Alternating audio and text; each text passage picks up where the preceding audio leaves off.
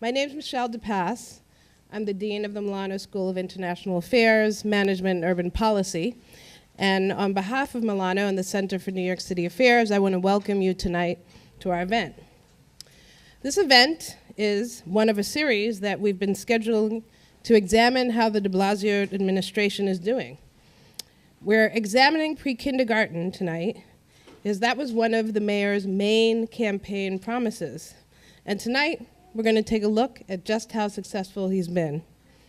The Center for New York City Affairs is a part of the Milano School, which is dedicated to training the current and next generation of leaders in the public, private, and nonprofit sectors, and fostering thriving cities and neighborhoods.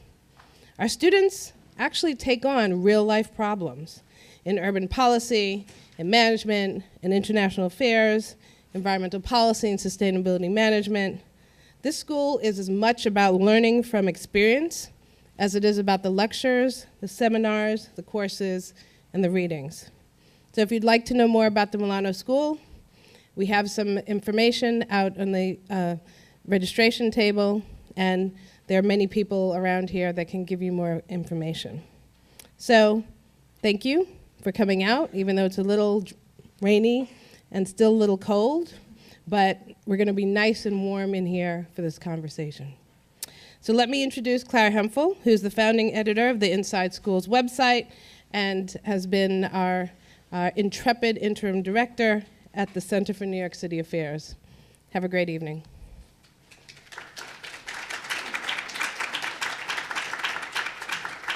Hello. I am not Clara Hemphill. I am Jackie Wayans, and I've had the privilege of working with Insideschools.org since its inception and watched it grow and develop, and I am so excited that we are able to add the pre-K search engine feature to our website and that you are going to be the first people to see it tonight. So it's very exciting. I'm glad you're here. And I want to get a sense of who is in the room. How many pre-K parents are actually here? Wow, love it. This is great because I'm finished. My kids are now in college, but I went through the process and I understand the angst. And I'm here to let you know that the anxiety will not go away. But we are here to help you through the process. That's why Inside Schools was developed, so that parents can have equal access to information and to find out what is working. And so it's a tool that we are very, very proud of. How many of you are here from Manhattan? Okay. Queens? Thank you. Staten Island? Just have to ask, you never know. The Bronx? All right, wonderful. Brooklyn. Oh, nice. So Brooklyn and Manhattan heavy. That's great. Good to know. Well, there's a few things I need you to know. On your seats when you came in, there was both a survey and a card. That card is for the Q&A section. Clara will indicate to you when you can raise your hand, and we will have students on either side of the room that will capture them, and we will get them to Clara. We're going to give you plenty of time for Q&A. If it doesn't happen at the mic during the moderated section, it will happen at our breakout tables, but we are here for you, and we're going to make sure that you get your questions answered. Also, we have Metro Focus with us, and they're hoping that some of the parents would be willing to talk to them a little bit. They're right in the back of the room there, and if you're not camera shy, they're more than willing to speak with you about that process. Also on your chair is a survey. At the end of the event, I will come back and indicate when to pass that forward. We want to get a sense of whether or not we're really hitting the mark and what we can do better, what you like, so just indicate for that on there for us. I want to introduce to you Inside School staff that may not be on the panel tonight, but are just as valuable. They have just as much knowledge and experience. We have with us Nicole Mader, and you'll hear from her a little bit later. I want you to see the faces so that way when we do the breakouts, you know where you're going and who's who. Gail Robinson.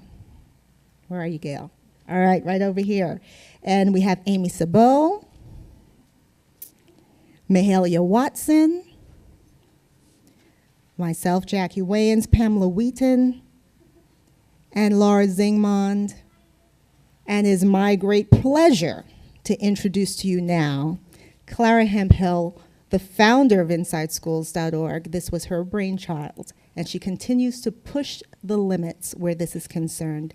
So thank you, Clara.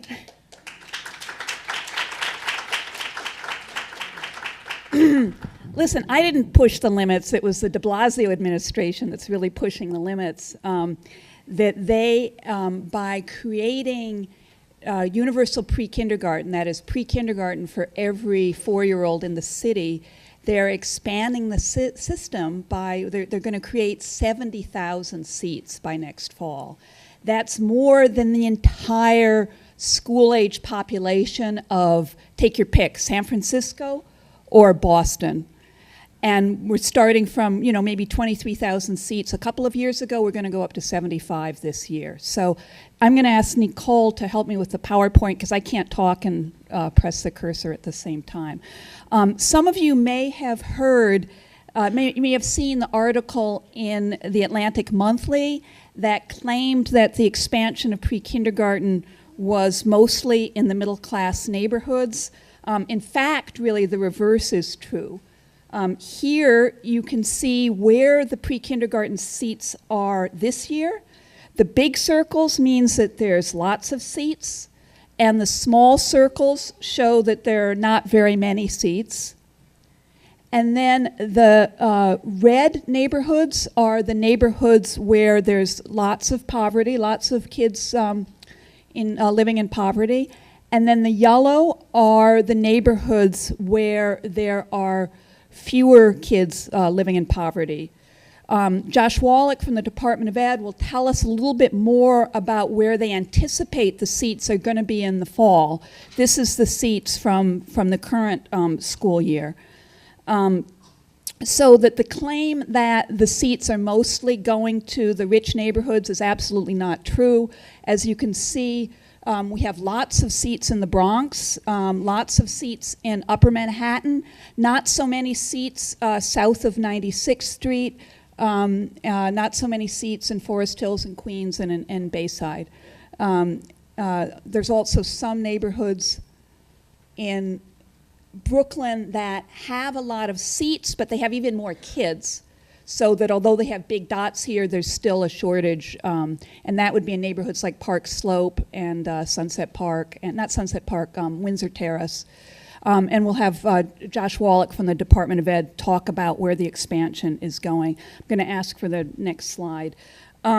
This pie chart shows the different kinds of seats that we have.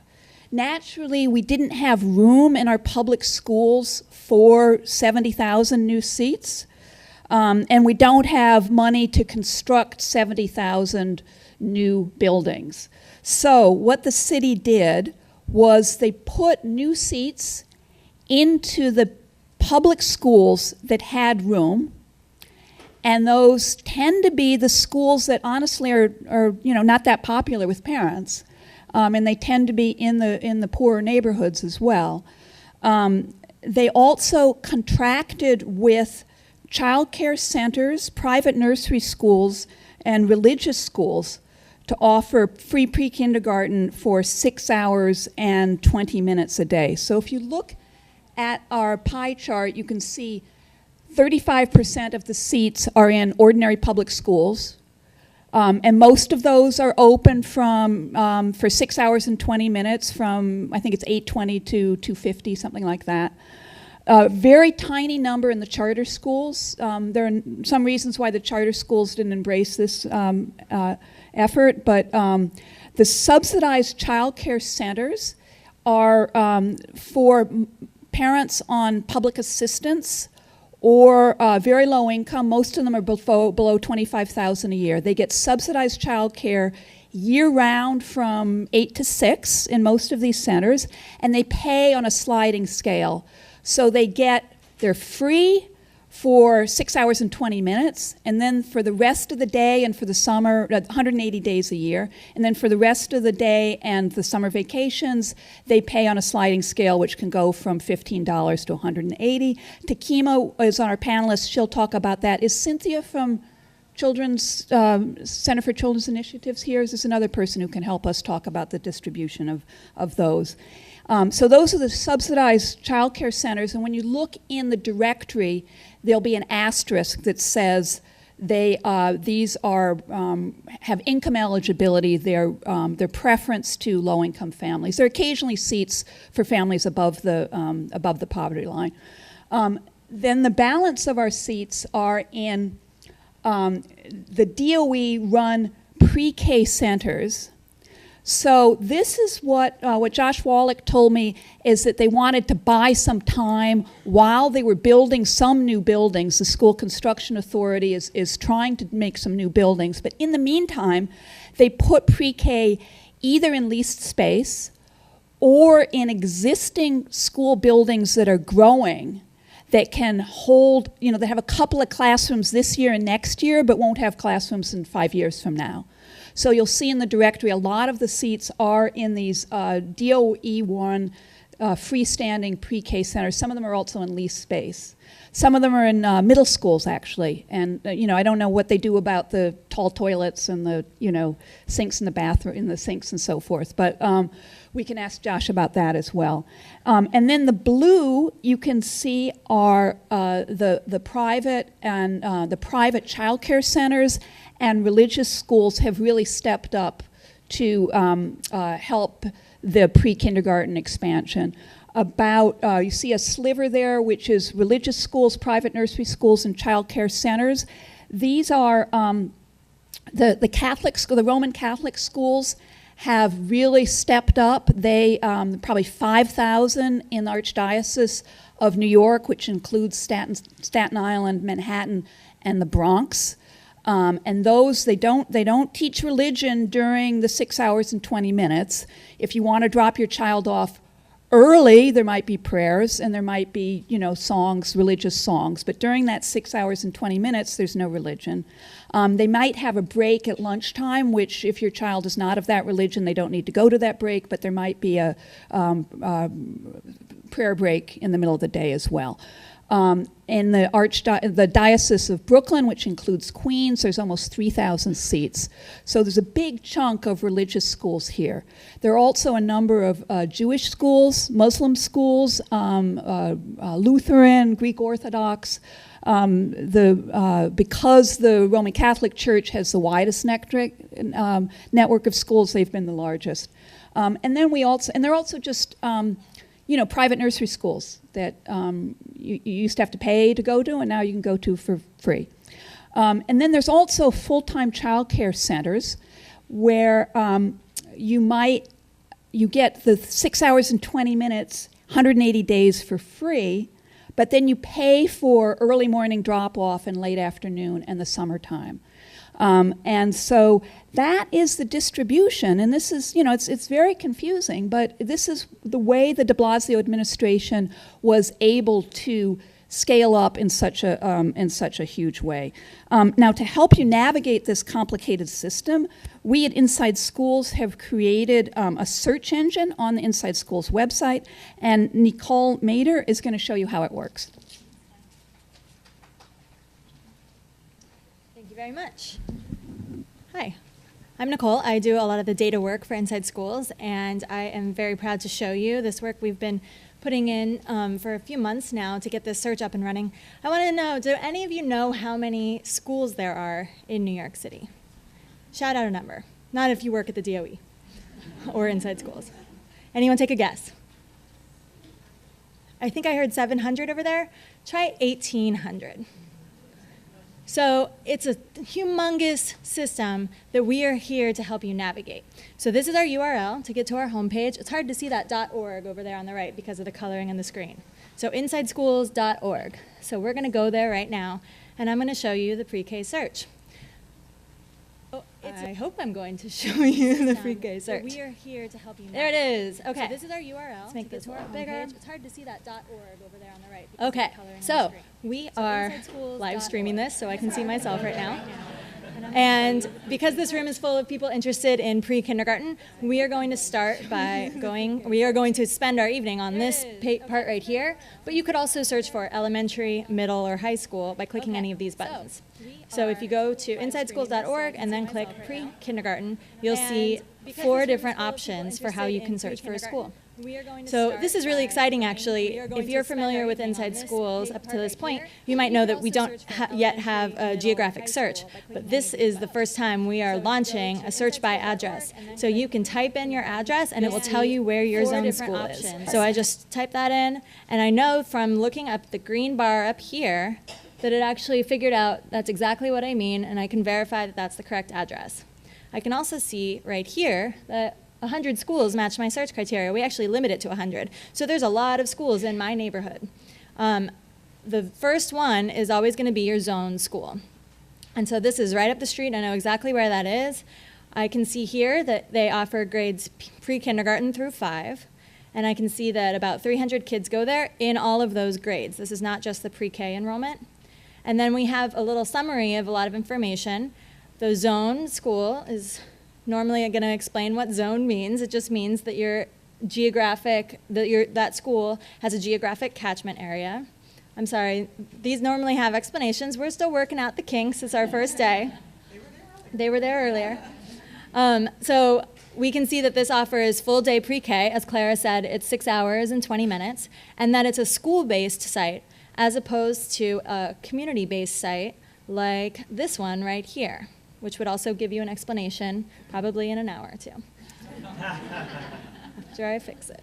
Okay, so then these apples here give you a summary of a lot of information we have on the profiles. So the blue apple means that it's close to the average. For here at this school, discipline, attendance, and reading scores are all about average, but the math scores are better than average. And if you saw a red apple, that would be worse than average. All of this refers to a ton of data that we have on our school profiles. So for those of you who have never looked at our school profiles, here they are. We added new pre-K specific information right here. So you can see that this school has 54 pre-K seats and that it does not offer extended hours that you have to pay for, like Clara mentioned. But there's a lot of other information. For example, this school teaches kids piano and violin and Shakespeare. And this doesn't necessarily pertain to the pre-K, but it is something that you might want to know if you're looking at what school to send your kid to for pre-K. You'll know that if they have a good chance of going there for kindergarten. Oh, it's your zone school, so they will be assigned there for kindergarten. And they could benefit from all of these things that we have listed here. We've visited this school recently, so Leidy has written a beautiful review of the school. And our Inside Stats feature shows a lot of statistics, most of which come from the DOE, and we just tried to pick the ones that we think are most relevant to you guys. So, but that's not what we're here for tonight. We are here to talk about the pre-K search. So back to that. There's 100 schools here. That's too many to look at. Let's limit our search. So I would like to go to only the ones that have extended day. You see how we have checkboxes over here, so I'm going to click that, and then I'm going to press go. So this still is an address-based search, but now it's limited to the extended hours available that were in that radius around my address. So now I can see all of these have this extended day icon, except for my zone school, which is always just going to stay there as a point of reference for you. We think it's important that you know where your zone school is, and you can kind of look back to compare. So looks like a lot of these are community-based centers, so they're not school-based. They don't have apples yet. There's no information on most of these schools. We'd love it if the DOE collected more of that information over the next couple of years, and we'll make that available to you as we get it. Let's look at one of these profiles. So you can see how they look different than the school-based profiles. We put in as much information as we had, so the number of seats, whether there's an income preference, which is only for the community-based sites. It doesn't apply to the public school sites. Yes, they offer extended hours because that's what we filtered for. They have indoor and outdoor play spaces on site, so that's great. You know, your kids could go outside each day. And they offer breakfast, lunch, and snacks, which not all schools do. Or education centers. And the enhanced language is a new program that the DOE has just launched, and we have a few more questions about it I'm sure we can talk about on the panel. I think it's about enhancing the native language instruction of some of the schools. So if your child speaks a different native language, then you should look for an enhanced language program in the language of your choice. Okay, so we are on the address search still, and we've limited it to extended day. Now I only want to see those community-based sites. So it limits it even more. Well, there's still so many of them. We can limit it to the ones that only have half day. Let's do that. So now we have, oh my goodness, I have so many schools near me. The half-day programs can also have extended hours, which is the only thing I wanted to point out. I think that that's interesting.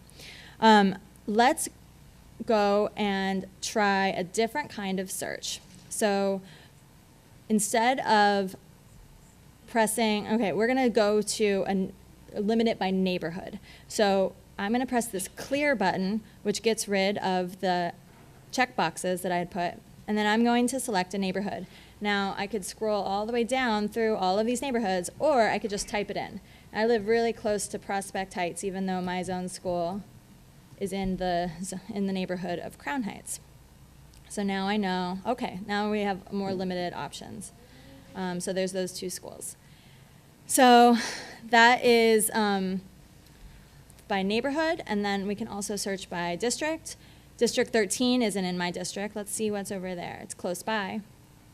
Okay, these are in Clinton Hill, Prospect Heights. So I can explore all around by using all of these different combinations of things. And if I wanted to go backwards, I just press clear. And the address is going to stay if you started with your address. So maybe you want to try something else. Let's go start over. So maybe you want to try something else. Let's try by school name. Let's see what's out there. So we have 11 schools in our city that are Montessori schools by name. This is only going to give you schools that match the name. The different icon colors represent the different boroughs. So let's say we want to go limit it to the Bronx. You can also select the borough name instead of the smaller neighborhoods. So we have 3 Montessori schools in the Bronx. One of them is a charter school, so we have a school-based profile for it, and you can see what their K-5 statistics look like. But we also know that we have these 2 community-based sites. And I am going to leave it at there, and we are going to have the breakout sessions around the room for when we are done with the presentation. So we'll all have laptops, and we'll be able to walk you through with your address or whatever search you're looking for and try to make sure that everyone understands. So I will hand it over to Pam, and she'll tell you about the search, the application process.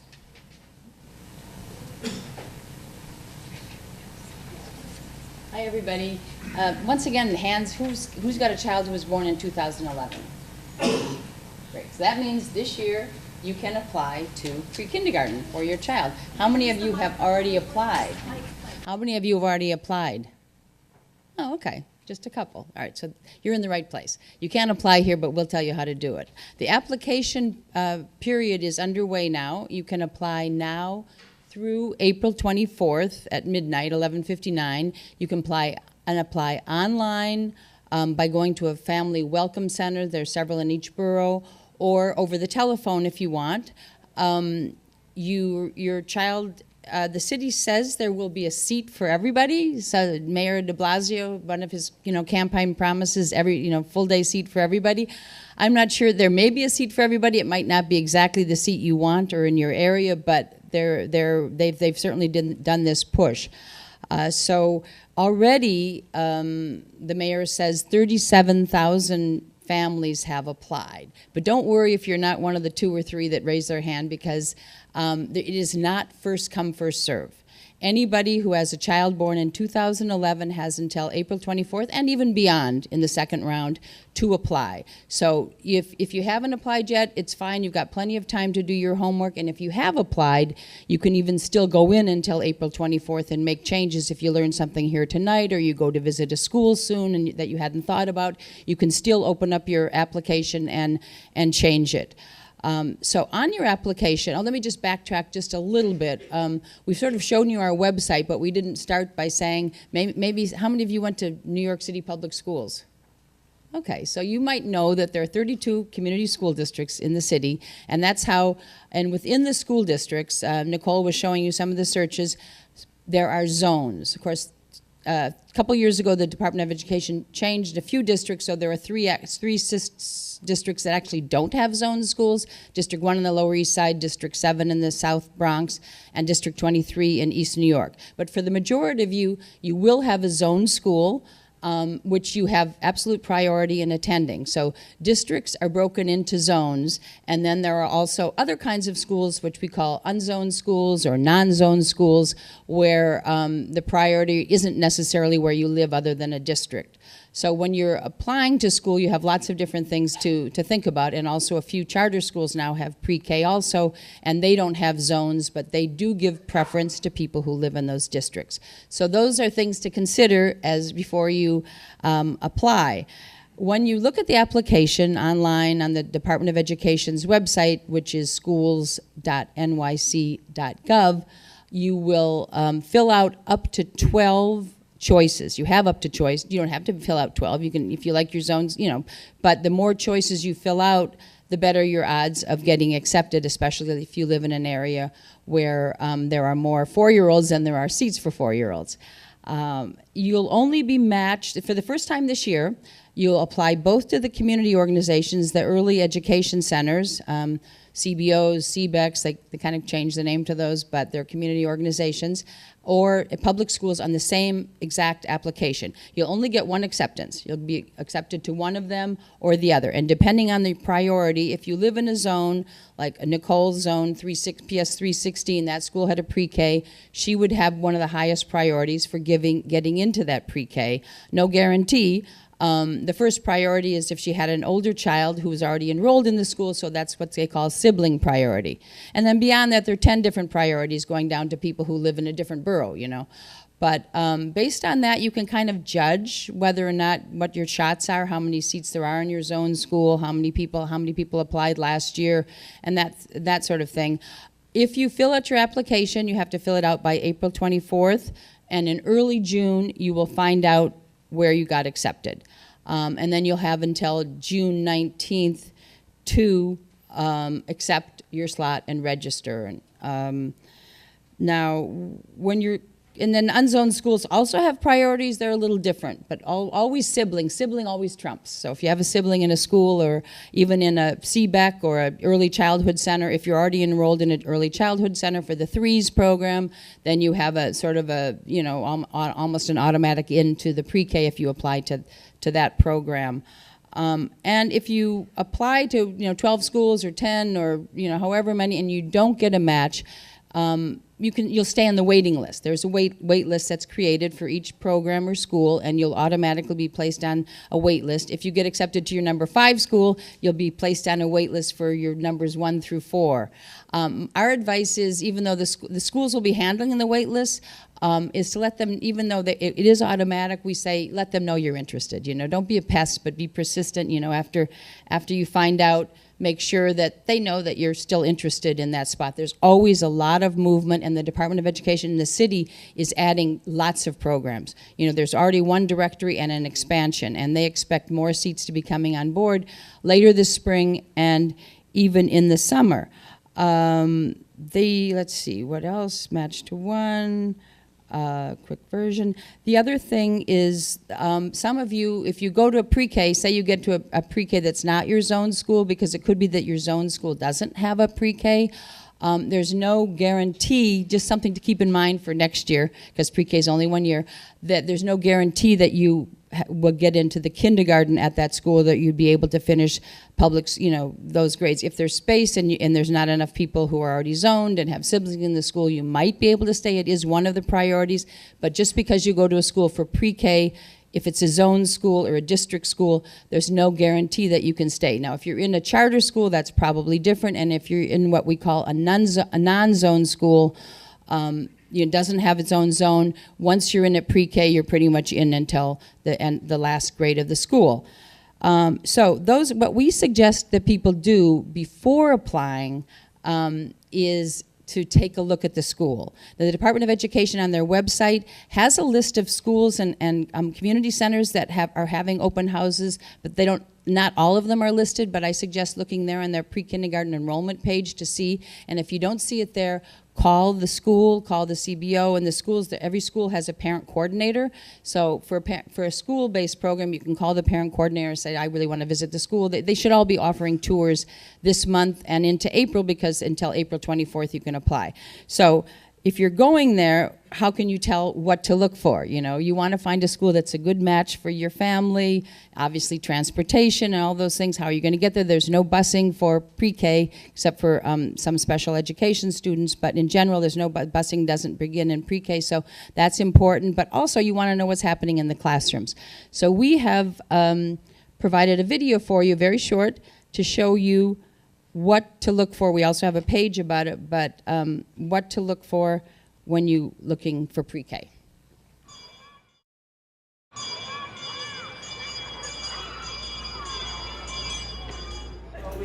Good morning, Madison.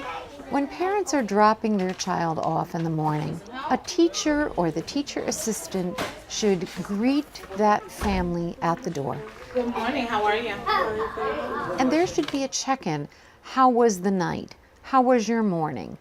So that the teacher can best prepare to meet the needs of that child that day. You can choose some Legos, you can work on some numbers, drawing. It's very important for a parent to feel comfortable about leaving their child in a space where people are going to pay attention to their individual child's needs and also stimulate their child's curiosity. Head, shoulders, knees and toes, knees and toes. Parents want a classroom that is both stimulating and nurturing.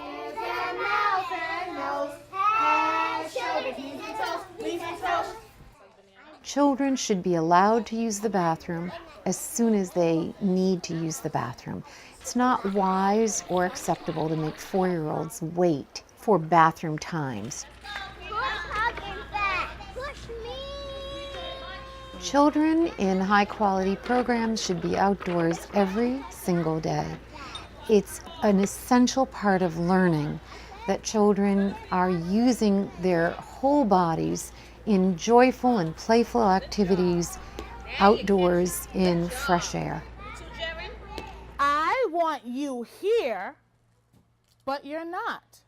Children need a lot of words in order to become good readers. The first thing we look for is how many words do they know and whether they're using those words in good conversation. Because your daddy come back. Yeah, they come back, and what do you Back do? and forth conversation with adults, with other children. I found one piece of the turtle. Yeah, but let's find number one before. Children learn language when they make believe because they're experimenting with new ideas. Could you tell me what you're building? A castle. Yeah, A castle. They negotiate, they communicate, they use new words. Start with your, construction blocks. you start with your construction block. They experiment with things that they've seen adults do, and they learn all kinds of concepts by making believe. In a ramp. And you have a ramp to get into the castle. Yeah, one that people can walk up. The people can walk up. One that can slide down. Oh, and you can slide down on the ramp too? Yeah. Oh, you can. Children learn best when they are actively participating in the learning. In pre-K, they learn through play. They have to use their hands and their bodies. They have to play with the stuff. There you go. And it makes it look big. Children learn science every day, all day, because they come out of the womb wondering how things work. And that's really what science is. And so in good classrooms, there's all kinds of opportunities for children to experiment with scientific concepts. I notice he's using his antenna, those two little things that are moving.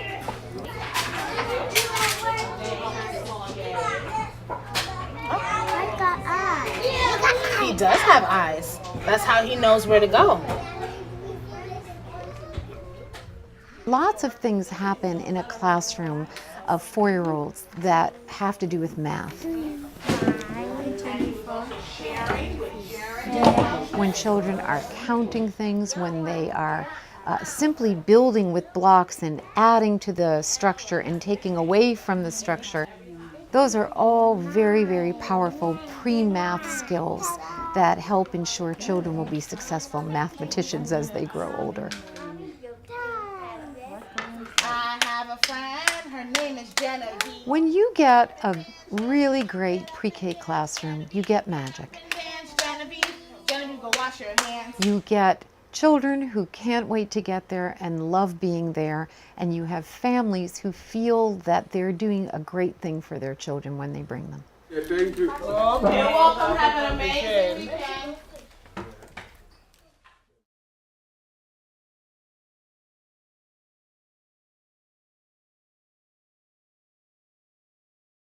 The really nicest classrooms make you sort of envy your child and sort of, ooh, I want to go and play with that snail, and I really think those blocks look like great fun.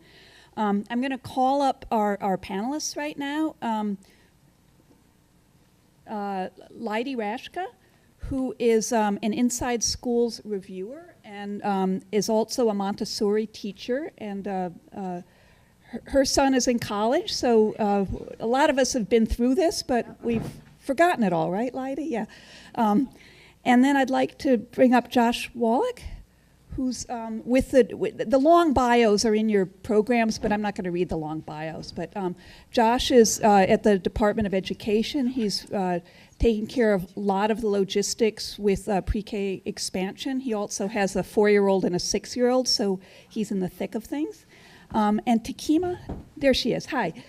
Takima is now head of the program that ran the school that we just saw in that video. She used to be at the Brooklyn Kindergarten Society and now is at SCO, and knows a lot about, well, subsidized care, the difference between school-based programs and programs in the community, and, well, we'll learn what she knows. So, yes. Jackie says to remind you about the cards. I'm going to ask some of my own questions right now, and then we're going to ask questions from the audience. The way we're going to do it is if you could write your question on the card, which is on your desk, on your chair. There'll be people in the aisles who are going to pick them up. So we'll have 10 or 15 minutes of questions from me, and then 10 or 15 minutes of questions from you. And then what we're going to do is we're going to break it up, and if you have an individual question you want to ask one of us, you don't want to stand up in front of the room and say, my son wets his pants, how can I send him to... My son, yeah, anyway, he's in college now. They do eventually. He's in college now, and he hasn't wet his bed for years, but it does take a while. Anyway, if there's some personal question you want to ask, or you want to just, test drive our website with one of our staffers. We have a couple of iPads and laptops around. The first thing I want to ask is about what do you look for in? I'm sorry. Do we have? Can somebody give me the slide? If not, it's okay. Sorry? If you don't have it, it's okay. Okay. All right, we'll ask other questions. Okay. So I wanted to ask Lydie, she's been to 26 different pre-K programs over the last year. And, tell us a little bit about what you like and what you look for. Sure. So first of all, I want to say that there are some amazing pre-K teachers in this city. I think they should be canonized, probably. There are teachers who've been working with young children for 16 and 21, and the other day I met one who'd been with young children for 28 years. If you can get in a class with those teachers, go for it, because everything in their demeanor is geared towards pre-K children. They're amazing people, and you feel it even though you're an adult. You sort of feel like you're 4 again. But with the great expansion of seats, the rapid expansion of seats, there's also some newbies. So one of the things I ask when I go into these schools, I've been to about 26, mostly district, regular public school pre-Ks, is I try to ask the teacher, how long have you been working with this age? And if they've been there 28 years, I say, how much longer are you going to be working with this age? Because maybe they're getting ready to retire. So I really like to know who the teacher is and how much experience, because it is kind of a different animal, the pre-K child. And the longer a teacher's been with that age, the better. Now, this picture here shows a pre-K that I really liked. It's PS 20 in Fort Greene. And this is a school that's undergoing change in a changing neighborhood. And people really flock to this particular pre-K. There's a couple pre-Ks. I think there's 2 in the building. And I just want to show you some things I like about it. Just walking in the room, you can see it's not a cluttered room like we saw in the video. It's got a lot of wood, a lot of warmth, beautiful windows. That's something you can't always control. And there are areas set up for children to be independent and to explore and discover things. And if you look at the picture, you'll see that every child is absorbed in what they're doing. And even in the video we just saw, there was a film crew in the room, and the children were pretty unfazed. That's a class where children are pretty settled in their routines. The teachers really got a handle on how the day goes. They hardly look up. I visit a lot of classrooms, and sometimes the kids hardly look up. Good sign.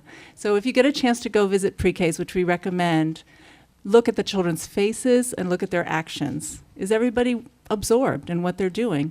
Do they feel safe and secure? That'll tell you a lot. So I'll stop there. Josh and Takima, do you want to add to that? In addition to that, hi everybody. I was listening to what you were saying, and I was just realizing that depending on who you are, what community you live in, your cultural background, you might put different things at the top of your list. And I just think that's really important to state right off the bat, that there are many ways to be good. And parents are gonna find different things that are the most important to them. And usually what I tell parents is make a list of the top 3 things you don't ever wanna compromise on, and you'll be able to find what you're looking for, because it's really hard to find everything in life and in schools in general. So for me, when I put my kid in preschool, he was 2 actually, and he stayed in this private preschool until he was 4. The first day I went in, I was looking at how the teachers were connecting to my child, and then I was looking at how they were watching me as tears were rolling down my face as I was getting ready to say goodbye. I needed compassion. I needed to know that there was going to be a partnership with me as the parent, that they were going to have to support me in being able to let go of my child. And so that for me was the most important thing. I needed to know that my child's emotional and social health was really at the top of their list.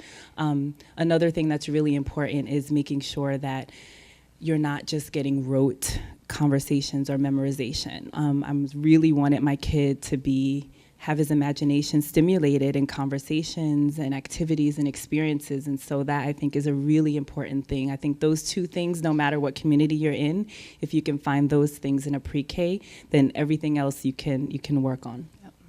Yeah, I would I think just to echo what Takima said, I think one of the things we at the Department of Education look for, and we would encourage families to look for, is how the program approaches the whole family and engages the whole family in a partnership to begin a child's education. And that includes some of the things that were in the video, how it feels to enter the program, whether a family feels warmth and welcomed there. And it extends to activities that engage the parents and children at the same time, and asking a bit of the program about how they plan for that and what's involved there, all the way to sort of the language competence, if that's an issue, cultural competence, is it a place that you're comfortable and that sort of jives with the neighborhood? There's lots of talk about socio-emotional education, and a lot of parents say, what is that? Lydia, what is socio-emotional education? Yeah, well, as Takima touched on that, well, when your children are learning to get along in a group, sometimes for the first time, they're learning how to deal with maybe frustrations or anger or fears. All of this happens in the course of anyone's day. And so you want a teacher who is helping children navigate some of these new experiences. And so, I mean, they're social, they're in groups, they're working in small groups often, they're playing in small groups. How do they get along? How do they how do they work out problems? To me, that's social and emotional There's been a lot of confusion about the names of the CBECs and this early child. Can somebody put up the slide that Takima made about all the different names? Can you see this, Takima, or do you know it? Yeah, I was telling Josh he should look at it because it comes from DOE. Some of the So we have schools. We all know what public schools are, right? 8:30 to 3. 180 days a year, and then we have the CBO, which is the community-based organization, which is what some of the childcare programs that you go to may call themselves still. So it's just a nonprofit organization that provides services to the community, and one of those services can be early childhood education. So it could be like a settlement house. It could be that they offer senior citizen center. It could be health care, mental health. It could be a whole bunch of things. Or they can just do early childhood. Or just community-based organization. Mm-hmm. You want to jump in, Josh? Go ahead. No. No, I would just say I think this is helpful. We should go through. There are many different kinds of organizations that can provide pre-K. From the standpoint of a family that's looking for pre-K in the city, I think one thing I want to say off the bat is the goal of the Department of Education and the administration is that regardless of the setting that you're in, you're going to find high-quality full-day pre-K. And our goal is to create a single system that no matter what door you walk in, you're going to find a wonderful program. And we think we're on our way to doing that because this city had an infrastructure, had a system already in place of hundreds and hundreds of wonderful providers that are now joining our program to provide full-day pre-K. I think in terms of terminology, there really are two words that are most important right now. One is a district school, so you're going to find pre-K in district schools, whether you're zoned for them or not, you're going to find them there. And the other is what we call New York City Early Education Centers, which are basically pre-K programs in other settings that aren't district schools. But either way, you're going to find a high-quality program that adheres to the highest standards of New York State's Foundation for pre-K. There are state standards for pre-K. You're going to find wonderful experienced teachers. You're going to find a staff that engages families. And really it's a question of visiting those programs as folks have recommended and finding out the best fit for you. This is an interesting sort of, and all these terms are correct. There are lots of different kinds of organizations that provide pre-K, but those are the real distinctions that we use in our applications and and in our directories. You just explained it. It's perfect. No, I think just because in this field, educators, especially in policy, people tend to use a lot of acronyms, and we don't even realize that we're saying that. I heard people in the beginning of this just saying CBECs, So if you hear that, this is what it means. But the term that we're using now are New York City Early Education Centers, and just to know that you can. ECE is always early childhood education. Number of parents have asked us, are the outside providers and the public school pre-Ks teaching the same skills? Are they of the same quality? And Josh answered that a little bit, but I'd like Leidy to tell us about her observations. I would say yes, and maybe in addition to that, the quality, we all want quality pre-K, and I've seen a lot of, especially district school pre-Ks, but a few early childhood centers too, and I've seen a variety of quality in both. So I don't think you could say one is better than the other or worse than the other. I really think you need to visit them because, like anything in life, there's a range within both. But one thing, I guess, to think about is that in an early childhood center, your child will be the oldest one there. And so the focus is all on young children and their families. And like Takima said, I got a lot of support in my child's pre-K as a mother dealing with separation. I got a lot of advice that I loved. And you may get that in a district school too, but there's a big focus on moving up to age 4. Whereas when you're in a district school, your child will be the youngest in an atmosphere of pretty high, rigorous standards right now. So where I'm seeing the biggest change is in kindergarten. Fortunately, there's a lot of protection of pre-K play-based learning, which I'm really happy to hear about. Pre-K teachers are telling me, you know what, we're going to have them moving and doing and learning through action and activity, whereas in kindergarten really looks a lot more like first grade. So I just think the jump to kindergarten, whether it's from an early childhood center or a district school, it's going to be a different kind of a transition, just something to think about. Do you want to jump in, Takima? The only thing that I would add is that last summer with the rollout of the UPK initiative, many of the teachers in community-based organizations participated along with DOE teachers in a summer institute that was led by Bank Street College of Education, which is a highly regarded, high-quality, developmentally appropriate, play-based program. And so I think that that's a sign of what Josh was talking about, this idea to create one system, one curriculum, and one, I think, mission and framework. I've heard it very consistently from many different, panels I've been to just a few weeks ago where Sophia Pappas talked about assessment and curriculum and the whole family. Like, I'm really hearing the same message across platforms. I think that's important for parents to know. I hear that the subsidized seats are not at full capacity. Can you tell me some of the issues around filling those seats? It's complicated. Because I think, I don't follow the numbers exactly in DOE, but I think probably in the DOE buildings, they may not be in capacity. Also, I think it depends on the neighborhood and the environment. I will just say off the bat, like full day for working parents is probably 8 to 10 hours, and full day for pre-K is 6 hours and 20 minutes. And so that can present challenges across the board for care when families may not have access to care after 2:30 or may not be able to afford the care. So I think that is kind of across the board. Did you want to say something? No, I guess I would just say that, that in the subsidized childcare system, enrollment issues actually predate the rollout of pre-K. There were some enrollment issues even before. I think that what we're seeing as we move forward is, again, this coming together as one system. I think that this year, I think one new and we hope helpful thing that we've been able to do is put all of the programs into the same application system. And so I think families will see a range of choices in their neighborhoods that include all those programs that you mentioned. And we're hopeful that will help families choose what's best for them, and will also help programs enroll completely, because our goal really is to have, as we said, every family of a 4-year-old have a seat available. That means every program filling all their seats. I have a bunch of enrollment questions for Josh. Great, and I brought with me, who I'll introduce now, Amar Wajwani, who comes from our Office of Student Enrollment.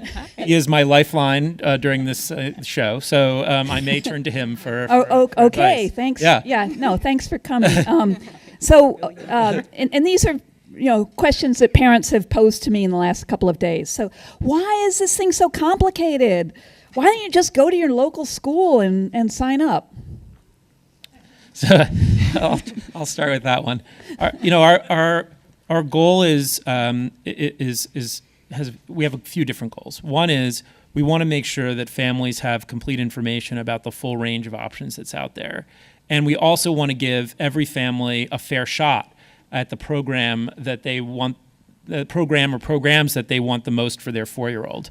And so at the Department of Education, we've essentially adopted the same approach that we use for kindergarten, which we think it gives a lot of information to families, is fair, is transparent, and works. It actually allows us to match the most families with the programs that they want the most. And so that's what we're trying to do this year in pre-kindergarten. We have tried also to make it as easy as possible. That's definitely our goal. So. And that comes in sort of a few different ways. First of all, I want to thank Inside Schools for putting together that finder, which is wonderful. We also, at the Department of Education, have tried to develop one that has some of the same features.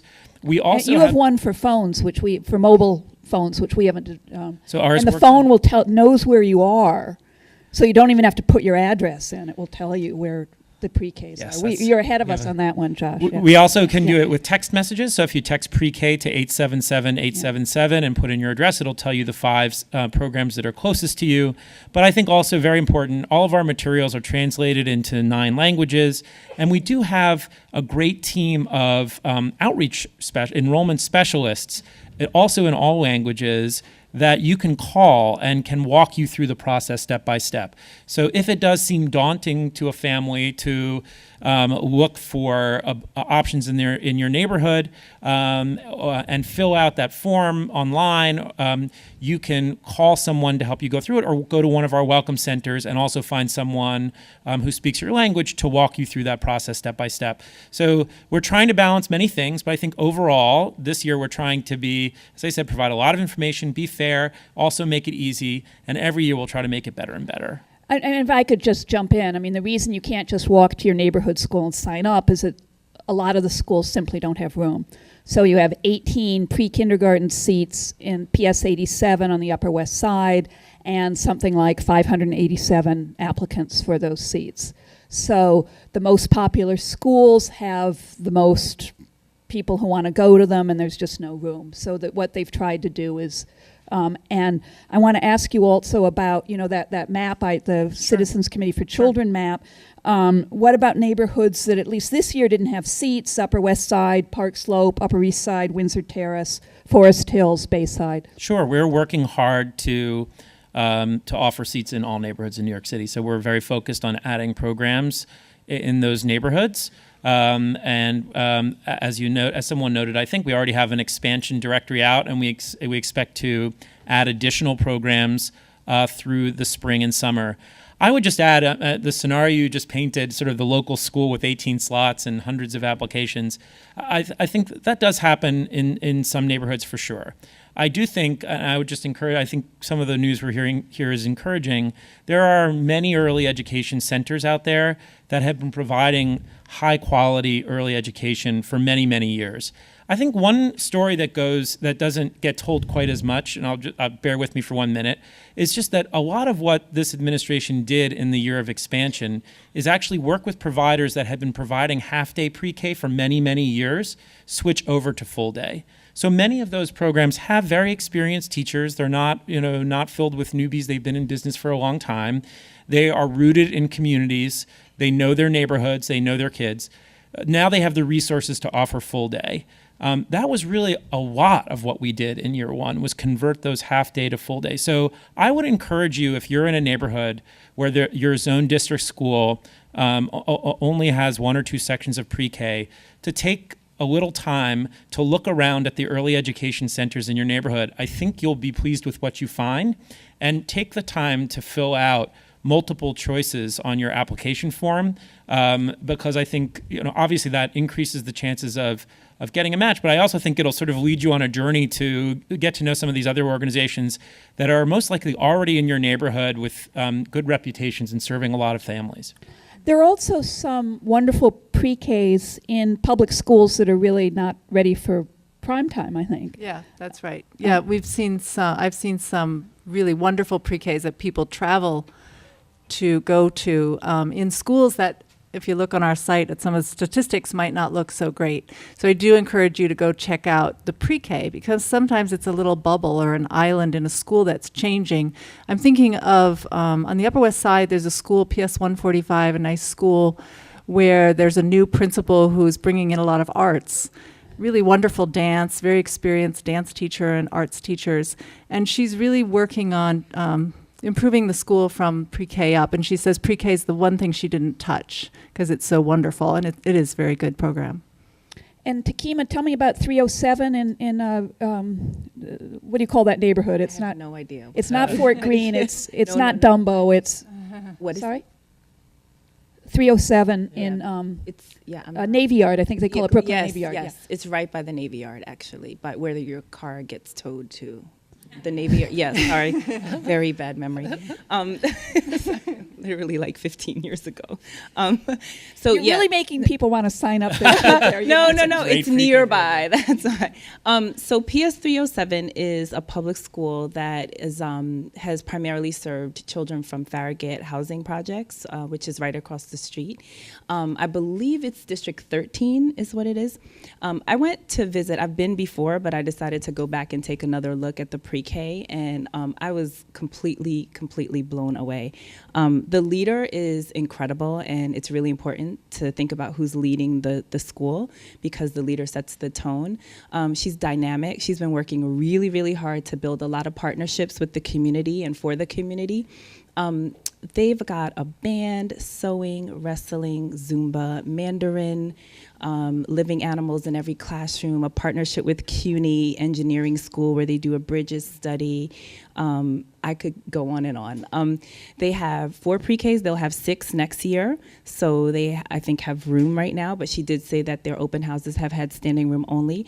And the thing that I was most excited about is her teachers are going to be, and she is going to become involved in the Leadership Institute, which I direct, because they have decided to create a pre-K to 2 academy. So they're thinking about pre-K to 2nd grade as a continuum, thinking about the whole child, all areas of development. They use an emotionally responsive curriculum. And so they really want to protect the whole child, and she's committed to that. And so that, I mean, I would put my child in that program if he wasn't in 4th grade. Josh, what are the standalone pre-K centers? Sure. So a couple of standalone pre-K centers, there really are 2 ways of thinking about them. One is that we, in some neighborhoods, we have either leased or will be building new buildings to house pre-K because the district schools don't have room, and we weren't able to find enough early education centers to meet demand. And so in those cases, we're building or renting space, and we will be staffing them with Department of Education teachers and leaders, and it should look and feel like any other pre-K in the city. And then in some cases, I think, as Clara alluded to before, as we do our expansion, while we look for other sites to locate pre-K permanently, in some district school buildings where there's extra room, typically the situation is a new school where they're still increasing attendance each year. They're sort of beginning with kindergartners and building their way up. In some of those schools, there's excess space for 1 or 2 years, and we're going to use that to house pre-K classrooms until we find permanent space in the neighborhood. So again, those will be led by Department of Education, early childhood instructors and leaders. They'll be in district schools, but they'll be open to students from throughout the district. So they won't be specifically prioritized for that school. They'll be open to the district, and folks from throughout the district will be able to apply and have their pre-K year there. Thank you. I have a question about special education, and I don't know, maybe both Josh and Takima want to answer this. This was from somebody at Resources for Children with Special Needs, said that actually the preschool special education is actually shrinking because of the rates, reimbursement rates are not high enough. She mentioned that IAHD in the Bronx and the Guild for Exceptional Children are both closing their early childhood program. So her question is, how are you going to provide special ed services to children in the public schools, pre-K, and also in the community organizations? Sure. Well, so first of all, I just want to say this is a big priority for us. We're spending a lot of time and energy to make sure we get this right. We know we have work to do. We have just recently, in the last few months, hired a new director to lead our work with pre-K children with special needs. There are a couple of different answers to this.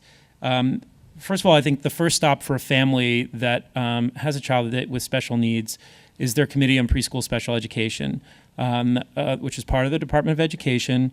That group there will be able to guide a family through the process. And there are a couple options. One is that they may guide the family to a pre-K program that really specializes completely in working with children with special needs. And they'll work with you to make that referral work and to find a place that works for your family. In other cases, they may find, and we may find, that we can serve the child within our district school pre-K or in an early ed center, but with additional services. And what we're really working on this year is getting even better and faster at making sure that we understand what services each child needs, and that we're able to get those services on site at the beginning of the pre-K year, so that that child is making progress from day one. And then, of course, we work with the family all through the year and through the end of the year in helping them, again, at the next sort of point, decide how to continue the journey into kindergarten and what setting would be most appropriate for that child in kindergarten. So that's sort of an outline of the process. But I think the answer is we are working hard to make this process better and better as we go, and it really is a major priority for us in the Pre-K for All program. Takima, do you want to add anything? If preschoolers with IEPs, that is individual education plans, don't get their services, what would you suggest parents do? Actually, I was going to say something else. Go ahead. Sorry. Just in case people aren't aware, when a teacher goes through their teacher certification experience, they're required to do a certain number of credits in teaching the exceptional child, which includes both children with disabilities as well as children who are gifted.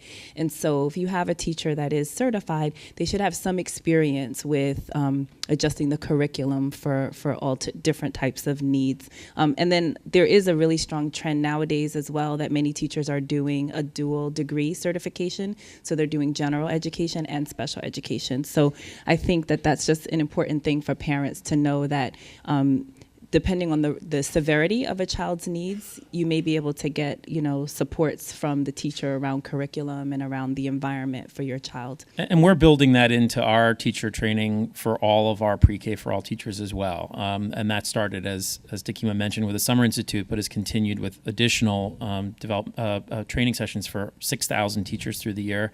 And this is one of the main focuses for us, is to do this better. I'm going to ask just another couple of questions, but I want you to, if you have questions for the panelists, if you could write them on the cards, and our people will pick them up for you. Raise your hand and they'll come pick them up. All right. They heard you right now. So, Josh, the $64,000 question, are you really going to have seats for every child who wants it? There's a lot of skepticism out there. Yes, we're on track to do that. I do think that we're going to work with families to find a seat that works best for them. I think that we're going to ask families, as I sort of mentioned, to look around their communities for a range of settings. I think it's not going to be that everybody gets their absolute top choice. That doesn't happen in any part of the K through 12 system, but we do think we'll be able to work with families to find something that works for them. It may be very, very close to where you live. It may be close, and we'd encourage families. We did this last year too. We worked with families to find settings that were close to where they work, near where a relative lives or works. We'll get very creative with you, if you're willing to get creative with us, to find free, full-day, high-quality pre-K in a great place that works for you. Some of the parents I've talked to have said, well, sure, the 6 hours and 20 minutes is free, but they won't let me sign up unless I pay thousands of dollars for the after school and the summer program. So that's something that we would want to hear about. And the idea here is that pre-K for all is meant to be for all. And that 6 hour and 20 minute day is free. And if families are interested in additional services, that should be an option for them. But of course, from the point of view of the center, they can't pay their teachers until 6 o'clock unless they have kids to watch, right? So it's a... So this is so right. In some cases, that's right. We want to work with, so we've been working with a lot of providers. This is obviously, it's a big change in New York City, not just for families, but for the groups that have been providing early education services, as I said, for many years. And so that's an ongoing discussion with them. And many of the early education centers are private organizations that do depend on their revenue. And so we're working it out with them. But our bottom line is, again, that pre-K for all is accessible to all families. If families want to pay for additional services on top of that, that's their option. And we look forward to answering specific questions about that. Okay, we got some questions from the audience now. Okay, if we do not get into our top choice, would we still be able to stay on the wait list and switch mid-year if by chance the spot opens up? So I'll take that. Unless one of you wants to. You sure? Feel free. We would, I think it's fair to say we would discourage that. But part of that is, and I think my colleagues here would agree, part of that is just for the child and family, continuity of the pre-K year is really important. I'd have to look at, so what I would say is we want to minimize that disruption in families' lives. We want to minimize that disruption in providers' lives. And so we would discourage that. There also are less interesting reasons why the way we get funded doesn't really allow us to allow families to switch after a certain time and the way the city gets funded for its work. So we'll work with that family. If there really is an issue with the center that they're in, obviously we want to make sure this is a positive experience for everyone. So I'm not going to sort of draw a bright line. We're always open to having discussions with families. Luckily, I would say we haven't had those kinds of discussions this year so far, but we would discourage it for those reasons. Let me jump in. Yeah, I mean, sure. one of the things, the schools get paid according to how many children are on their register October 31st. So there are many schools that, and a lot of parents leave, move out of the city at the end of August, and so there often are empty seats. We always say the prize goes to people with patience and persistence. So there are seats that open up at the end of August, first week of September, even the second week of September. And by the first week of October, if there's any seats, they really want to fill them. So that's not quite the same as mid-year, but I do think That's that up until October 31st is a good time. For the DOE data on the Inside School site, how often is the data refreshed and updated? Nicole is our data maven. As often as possible. But most of that is this current school year. Can I add to that, Clara? Yeah. If you're talking about profiles, there's 1,800 schools, so we don't profile every school, which is why we really encourage you to look at Inside Stats. That's the most current. And we do have the dates on everything. So if Leidy visited a school in March 2015, the date is on the bottom of the profile. And then if you hover over the statistics, it'll tell you that the test scores were from 2014, for example. So we do update the site, 4 times a year, but not all the data is available. And some of the state data actually lags by 2 years. So, and which is why we encourage you to visit. Sometimes a new principal you can feel the difference of a great new principal within a couple of weeks.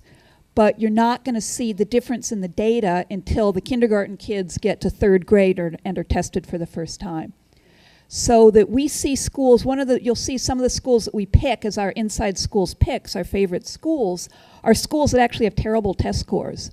But we see that there's fabulous leadership and really good teaching, and we think the school is moving in the right direction, and that's our value stock. I mean, those are the ones that we're going to bet are going up. And that the change often starts in the pre-K, so that you'll see that the pre-kindergarten is really fabulous and the 4th and 5th graders are a bit rowdy. And you'll hear principals say things like, we have more children staying for kindergarten than ever before. This usually is a sign that parents are going to take a gamble on that school, that changing school. And parents like to change schools in groups. I don't know, everybody likes to be, so you can make a big difference in a school. Get some friends together, and if you're in a school that's not doing well, you can make a big difference there.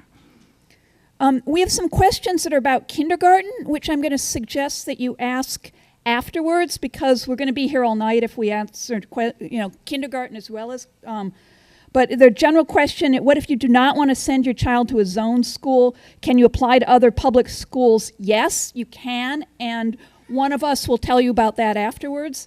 Similarly, if your child is in a zoned school and you move out of the zone, or you grandfathered into the school, the answer is yes. If my child has a very late 2011 birthday, is there an option to or value in holding him or her back 1 year, i.e. do pre-K a year later and not just skip it? The answer is no, you cannot hold your child back for a year in the public system unless Josh and his I believe that's right. enrollment people. That's correct. Yeah. You cannot do that. That's right. Although you can certainly ask the teacher how they accommodate a range of kids. I don't know if Lydia or Takima want to talk about some of the ways in which, I certainly look for cots in the pre-K. You know, if a young child needs to nap, he should certainly have a chance to nap. A teacher, the best teachers are very flexible with their, well, you explain a little bit, Lydia. Or do you want to go ahead? Or, Go ahead. I'm a former Montessori teacher, so I've taught 3, 4, 5, 6-year-olds a little bit, and mostly 1st through 3rd grades. If anyone has Montessori questions after, let me know. Sure, teachers, I always taught 3 grades in one room. So, teachers should be able to accommodate a range because every single classroom has a range. So some children might, I was in a class recently where 4-year-olds, at one table, one little boy was practicing M's, like the beginning of his name. And another little girl was writing sentences. And another little child was playing with clay, which can strengthen your hand for writing. They don't have to be writing to practice writing. So, if there's a range of activities in the room, the teacher can accommodate a range of abilities. Any teacher does that. You want to add in anything? Or? Just that the developmentally appropriate play-based approach is really great for meeting kids where they are. So they are learning to direct their own learning, and the teacher is there to really facilitate learning in different areas. So, all pre-K classrooms should have learning centers with different materials for children to explore, and they should be open-ended so that there's not only one right way to do it. And so that really helps for the range of learners. One of the things that the woman who helped us do this video said is that you need to have outdoor play. You need to have access to a toilet if you're 4 years old, but especially if you're a young 4-year-old. You need to have a chance to nap. The other thing that teachers have told me is that you shouldn't be required to sit still for more than 20 minutes at that age, so that you need a lot of activity. So if it's a school that's very strict and academic and that expects kids to sit still for more than 20 minutes and write lots, that would be a school that you probably wouldn't want for your... The other thing is that you can keep your child home. And you don't have to go to pre-kindergarten. And it's some of the best experiences are if you're lucky enough to be home with your child and you can take them to the zoo and the library. And I don't know, Lydia? I did that. Yeah, go ahead. We found a pre-K that would take him a couple mornings and then 3 mornings, and I did have flexibility at that time. So, I am a former Montessori teacher, so that was totally fascinating for me to be able to stay home a couple years. And, putting coins in the laundromat was, everything is learning. So I really don't think pre-K is the end-all, be-all. My son's doing fine. So my kid was in pre-K all day. So I'll be the diversity on the panel. And I was a full-time working mom since he was 4 months. And I am a former teacher as well. And we did all of that in our free time. When I was home with him, we did lots of activities, lots of reading. So I think a study or an article just came out the other day that said it's quality over quantity. So when you make the time with your child count, build those relationships, really focus in on them and their learning and who they are as a person and how they're developing, then you're really going to see the growth. And that can happen whether or not they're in pre-K or outside of those hours as well. Yeah, and I would just, I have 2 small children, both of whom were in full-day pre-K and had wonderful experiences. But I think the idea behind the mayor and chancellor's vision is that every family has the opportunity. And we want to make that opportunity available to every family throughout all 5 boroughs. That's what we're aiming to do. We're not actually planning for every single 4-year-old in New York City to attend. But we are planning what we think will be enough seats for every family that's interested. And as a system and as a city, we believe that if many children participated in full-day pre-K, we'll be launching them all for success in school and in life. And it really does provide a strong foundation for the city as a whole. What is the process if we're placed in one school and then move in July or August to a different borough in the New York City? So I would say that in that case, if your situation really changes in July or August, that you'd be able to reach out to one of our outreach workers or come into one of our family welcome centers, and we'll work with you to find a program that works for you still. Out of the 5 boroughs, did you say, or within the 5 boroughs? Well, I mean, I don't know. It said... If you're out of the 5, if you have to be a New York City resident to take advantage of pre-K for all. But if you're moving within the boroughs and need to find a new center, we can help you with that. Does that help? Yeah. Okay. And it just said... Sure. They could stay where they are if they want. But if I took the premise to the question to be, we need to make a last-minute change because we're moving, right? And so we can help with that over the summer. But you could stay if you want, yeah. What are the differences between Cbo and DOE programs? Hours, days, years, teacher qualifications, special ed help, family services? I thought we answered that, but... Well, I guess I'll give the lens of what we're aiming for and what we're trying to achieve, and then it would be great to hear from the other panelists about what they're seeing. I mean, again, our goal is that it be consistent and that we're one system. There are some differences, I think, as Clara pointed out. There's a set of programs that are designed for families below a certain income that we're including in the pre-K system that by their design have longer hours, and those are in the directory with an asterisk. But they have the same quality standards, the same, we look for the same things in terms of instructional standards, teacher experience, other services they provide, engagement with families. That's consistent across the board. District schools, early education centers of every kind, our standards are the same. What we look for is the same. The program is essentially the same. That's the goal. Now, as was pointed out, there's variation in any big system. It's a big city, and so it'd be interesting to hear what people are seeing and hearing. Who is supervising? Oh, do you want to respond to Kima and Leidy?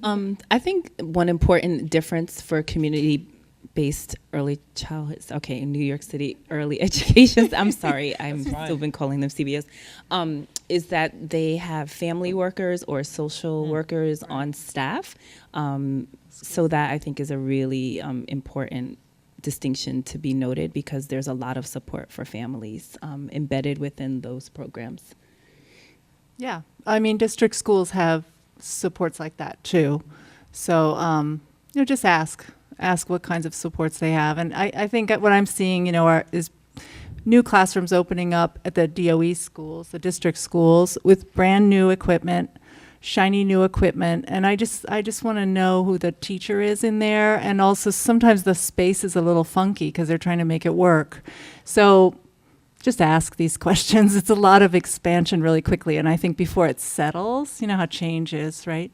Before it settles, as it's settling, as it's getting used to itself, ask questions about who's teaching your child. I think we should also point out that traditionally the teachers at the public schools were paid way more than the teachers at the community centers.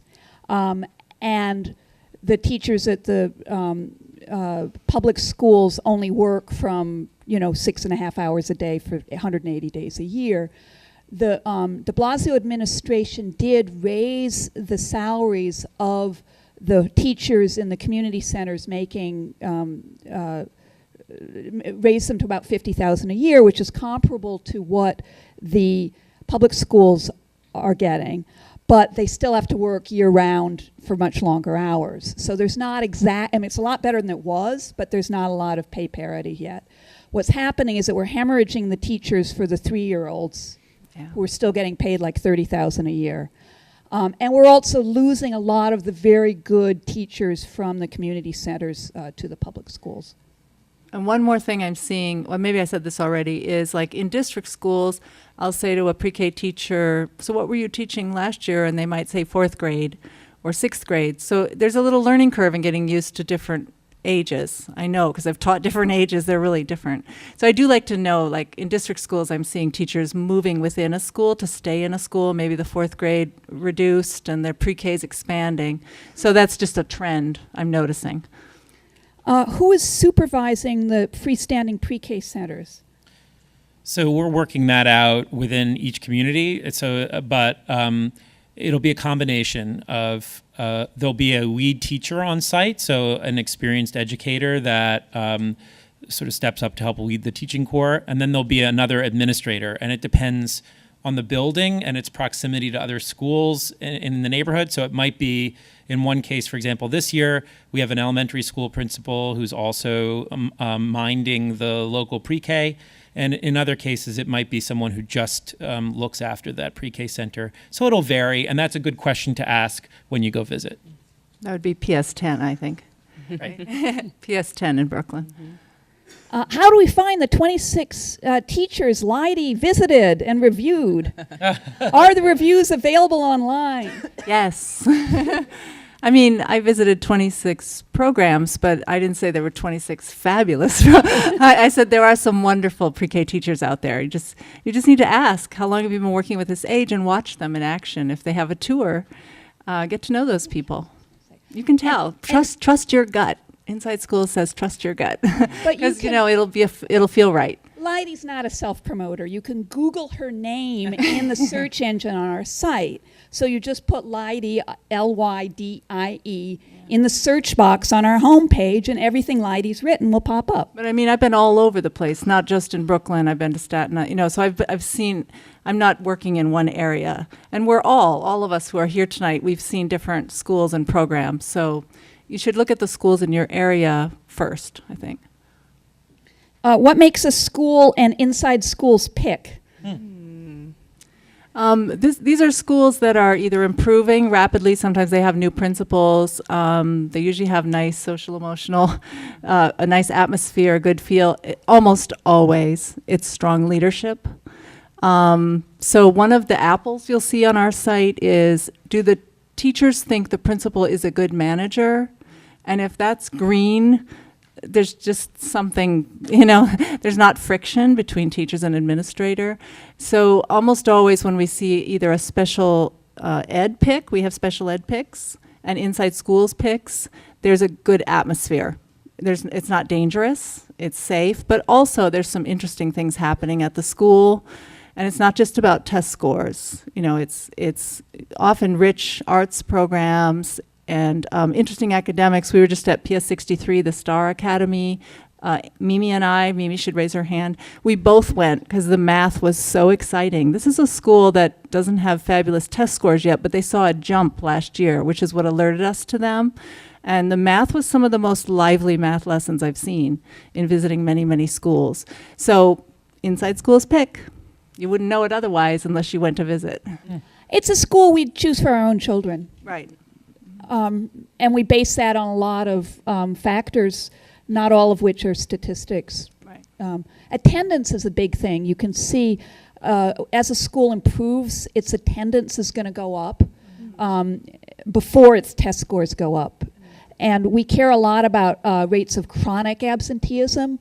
We think that's like a real warning sign.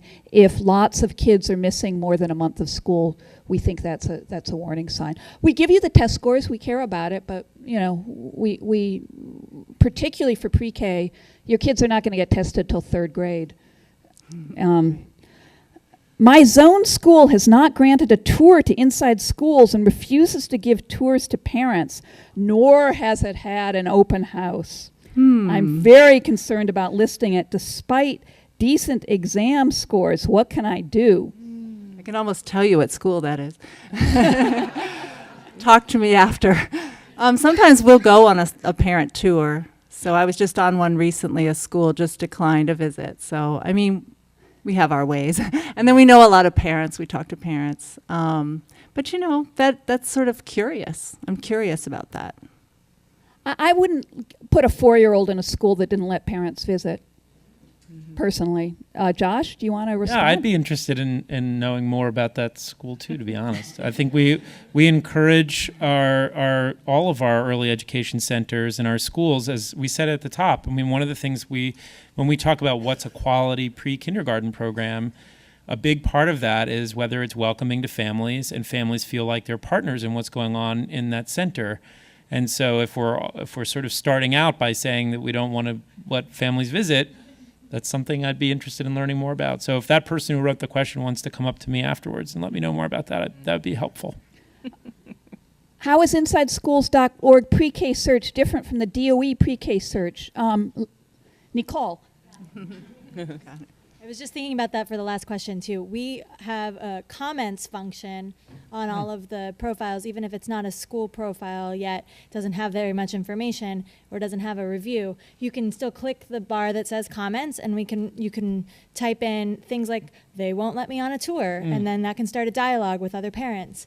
The ones that are affiliated with a school profile, I think the difference is obvious. We just have a lot more information right there at your fingertips that you could get from the DOE, but it's in humongous documents that I personally have parsed and put in a more friendly situation for you. So.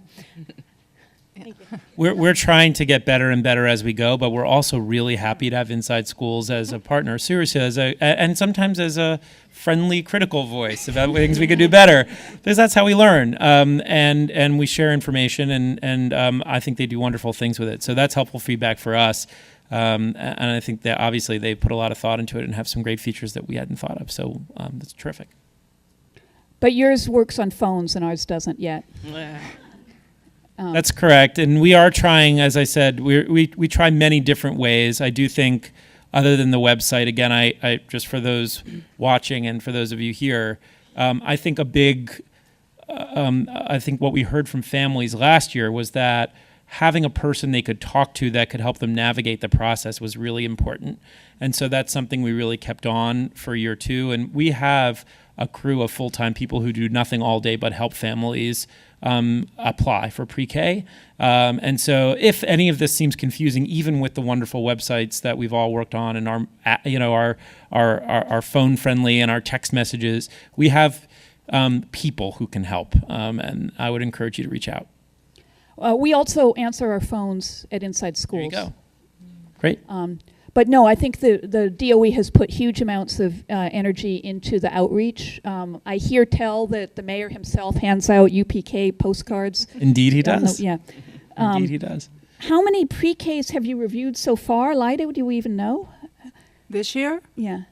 I mean, I'm not the only one reviewing them, so it's hard to know. I mean, probably we do maybe 50. We visited 120 elementary schools in the last year. In the last year, yeah. And that's a bunch of us, all these people you were introduced to.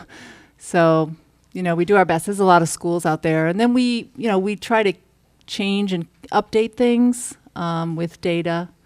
And we would be principal changes, for sure. We would be very happy if you give us information. There's only, you can see that just the few of us here doing all this work.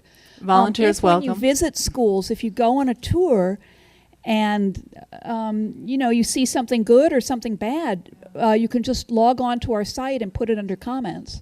And that would be very helpful, and it would help other parents. And as Nicole said, it can also start a conversation. There's a new school that keeps putting their PTA newsletter on our site. The whole thing in the comments. It's fascinating. That's really fun. It tells you everything you need to know. I'm the parent of a 3-year-old. What can I do now to prepare for the pre-K application? Can I attend open houses? I think the answer is yes. My lease ends around the time of the application. Will this affect my eligibility for my zoned school? Omar, sorry to bother you. You're engaged in another discussion. So if someone moves, I guess it's just as they're about to apply. Is that right? Yeah. Does that affect their eligibility for their zone school? I suppose for pre-K. I suppose it does if they move to a different zone. That person can talk to him afterwards. Yes. So many questions. Will the order of preference on my application be known to the schools? Do schools have any say in choosing their students, Or are they given enrollment and wait list? So early ed centers and schools do not see how you've ranked them. They don't. That's not the way we do it.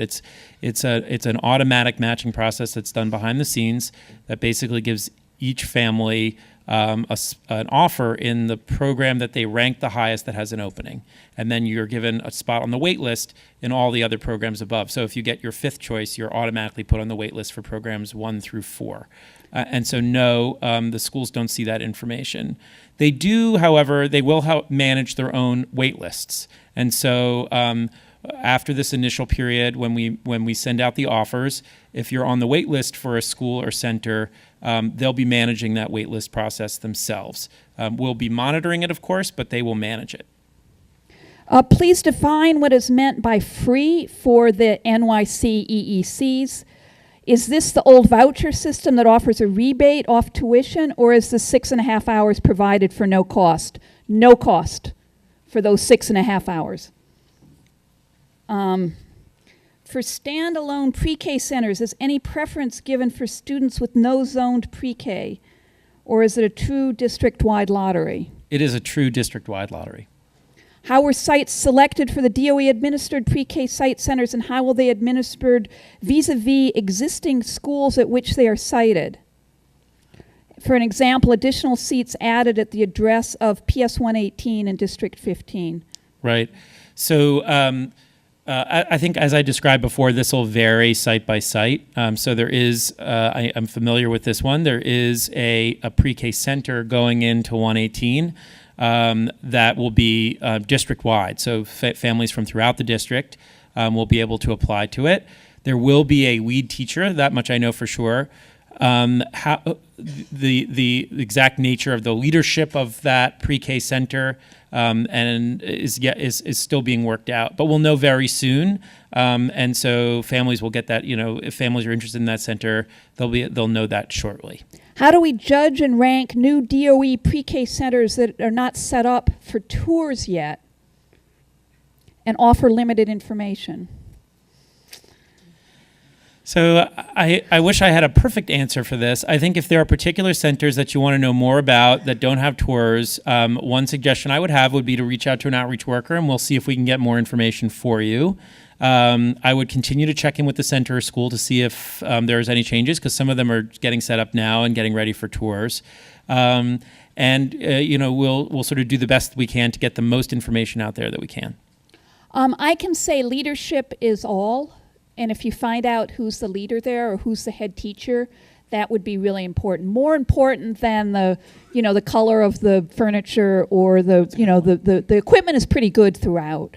But the experience of the teacher is really key. And if you can find out who the leader is and what his or her experience is, that's useful. Lydia, do you want to add anything? I agree. I third. All right.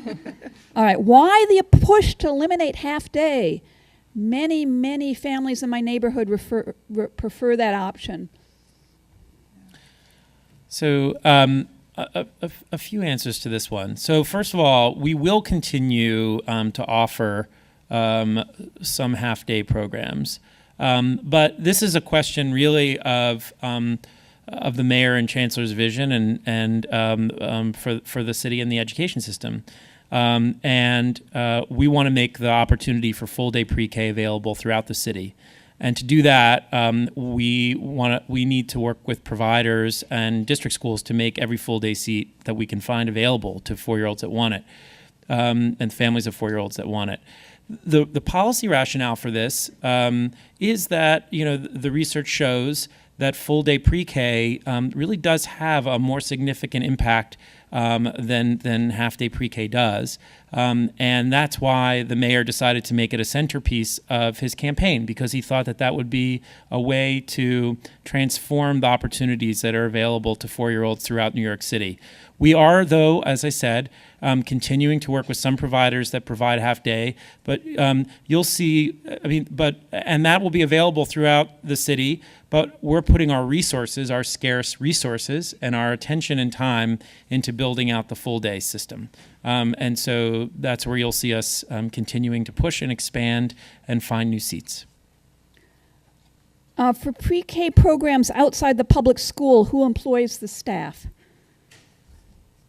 Say that again. Sorry, I just. Who employs the staff for the pre-K outside of the public schools? So it would be the community-based organizations and the early education centers. They employ the staff. They are under contract to the Department of Education, and so we work with them constantly. They're part of our, as Takima pointed out, they're part of our teacher training. We have a broad quality assurance process and evaluation system that they're part of, and they're also monitored by a whole host of city agencies the same way the district schools are. So it's all part of one system, but the employees are employees of those early education centers. How are the seats assigned? Do you have more chance of getting into your first choice if you don't apply to the full 12? No. And in fact, I would really encourage families, as I said earlier, to take the time to look around your neighborhood and find as many centers that you feel good about as you can, because the more options you put on your application, the greater the chances are that you'll be matched with one that you listed. We also think it's a great way to get to know some fabulous work that's happening in neighborhoods that you wouldn't get to know if you just stopped with listing the first choice that popped up on your Finder or your phone. Is there any writing in pre-K? Is there homework in pre-K? Takima, Lydia, you want to?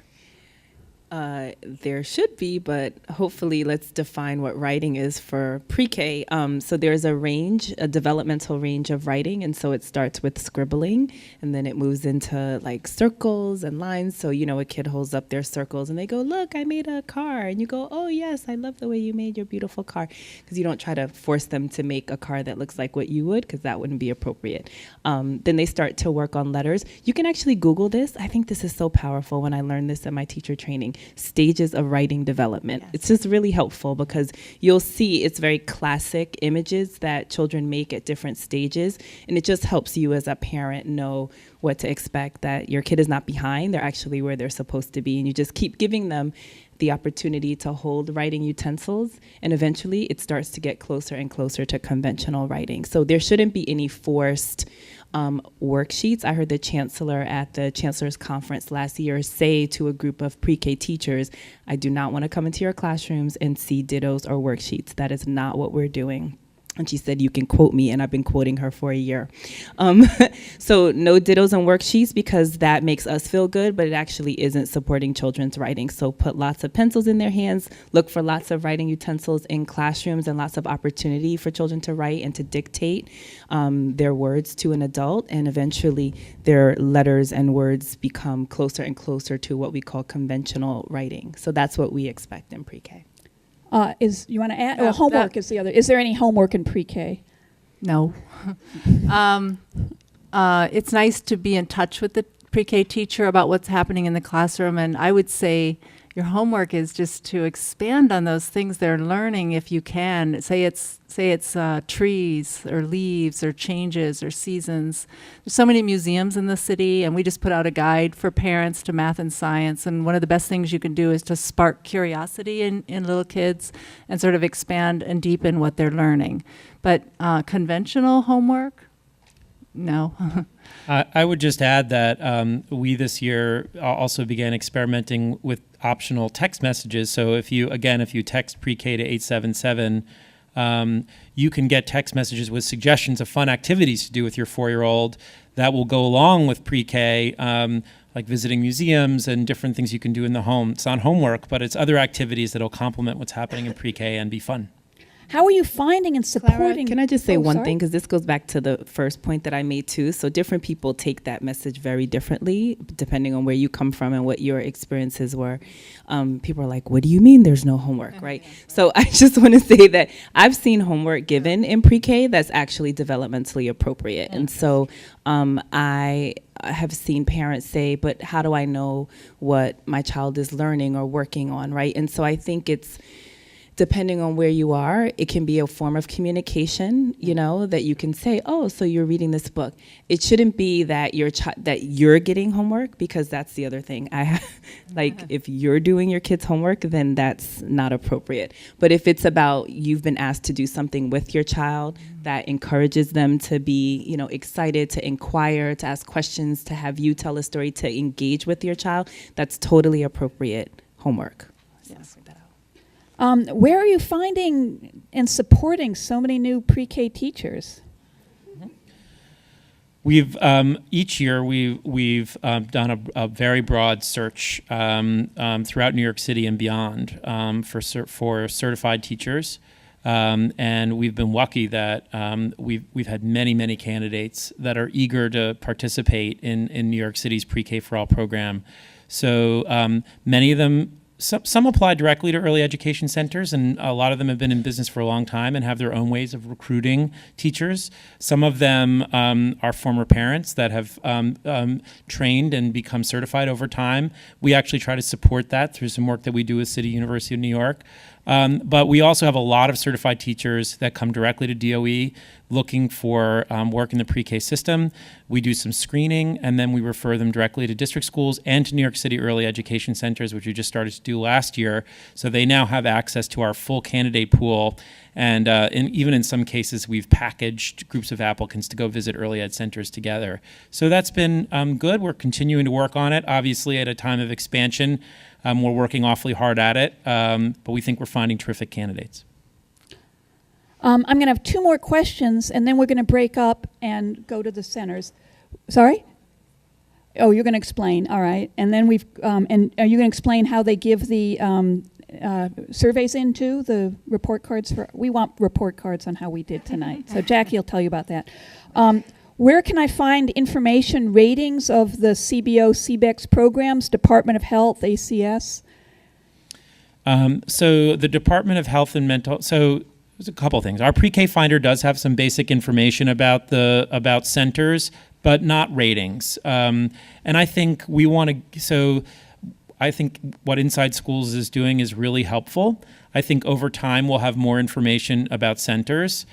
System-wide, we're getting away, as you may know, from sort of simple ratings of schools like 5 stars, 4 stars, 3 stars. We don't think that really captures the complexity of these programs, but we'll have more and more narrative information as we go. There is information on the Department of Health and Mental Health website about health and safety issues that you can look at there if you're interested. Or again, you can contact us and we can walk you through it.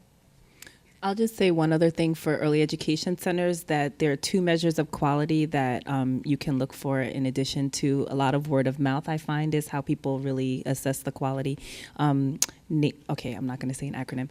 The National Association for the Education of Young Children, so we call it NACY, has an accreditation system. And so there are some early education centers that have gone through a very, very rigorous accreditation process. And so you can look to see those that would be a very high standard that would, you know, I think be an amazing the NAEYC it is very hard to pass, and there's a lot of good ones that haven't passed it. But the one we did the video on is NAEYC, and they have a sort of seal of approval. Looks like the Good Housekeeping seal of approval on those. To do it. And then there's Quality Stars, which is NACY is the national organization, and so Quality Stars comes out of New York State, is developing their own quality rating system, and so that is in development. So some programs are in the pilot of it, so they may have 4 or 5 stars, so that helps. But I don't believe those are public. Oh, I've seen some doing Quality Stars, I believe. It's still in development. Pilot. It's still in a pilot stage, and so that's why I didn't mention it. I think it'll come in future years, but for this year, if you're applying this year, I think those are the sources I mentioned are the ones that are available to you. So one last question, or sort of a triple question for you, Josh. What's been the biggest challenge in implementation? What have you learned? What lessons have you learned? And what's been the greatest success to UPK implementation? Well, I'll sort of take them in. I mean, one thing that we learned right off the bat, I think, is we were very fortunate when we came in with such a daunting goal to build on the successful practice of so many great programs and educators in New York City. And that's really what made it possible to do. I think nationally, sometimes people think that we built a 50,000 seat pre-K system in a day, and it's simply not true. That would have been impossible. What we did is we built on a system that was already serving about 50,000 kids, and moved it to full day and added some seats on top of that, and worked to build quality, and we'll continue that work over time. I think that our greatest success, I think, is so far is moving through this first year and building a system that could accommodate this many kids while still maintaining our standards for quality. We were very careful about which programs and schools we worked with. We only accepted about 60% of those that came and wanted to work with us, despite the fact that we're moving so quickly. I think the challenge, you're hearing it tonight. I think that in any system that's changing as quickly as this one, there are many issues to be worked through. I think our goal is that every year we make these programs even better and better than they were before, and to build that unified system. But we have a ways to go still. We still have a system that has lots of different pieces to it. We have some programs with more experience than others. But overall, I think we're very excited about where we are, and we're excited by the challenge of working with our colleagues to make it better each year. So I'm going to turn the podium over to Jackie, who will tell you what we do next. Okay, so I did promise you that we would get to everyone's questions. I think we covered a great deal just then, but we want to make sure that we are here for you even further. So we're going to have breakout tables. I'm going to tell you where they are. I know some of you have to go, so I just want to say two things. When you go out, you'll see these Inside Schools cards. You guys are the best advocates for helping other parents know how to get through the system. You're in the same neighborhoods together. You're on the playgrounds in the park. Take a couple, share them out. We also have these, or if you're in organizations or know of libraries near you, take a stack and share it. There's lots of information here that's extremely useful. What we're going to do is we're going to have Clara Hemphill, Amy, and Mahalia will come to this table and answer Manhattan-based pre-K questions. We'll have Pamela Wheaton at that far table for Brooklyn, and Leidy and myself will be over here for Queens and the Bronx. And if you just wanted general questions, a pre-K search engine, Laura and Nicole will be out front. You could actually go there now. We'll be out front at the desk, and you can get information. Otherwise, right on the back of the card, oh yes, most important thing, if you could please pass these to, if you're on this side of the room, pass it this way. If you're on that side of the room, pass it that way, and it will be collected. Make sure when you go on the website, you do sign up for our alert. It's on the home page. It's free. You get all the information, the latest blogs, all available to you. So I'm not going to say goodnight yet, but I'm really thankful you guys came out, and thank you to our panelists for your excellent presentation. Thank you so much.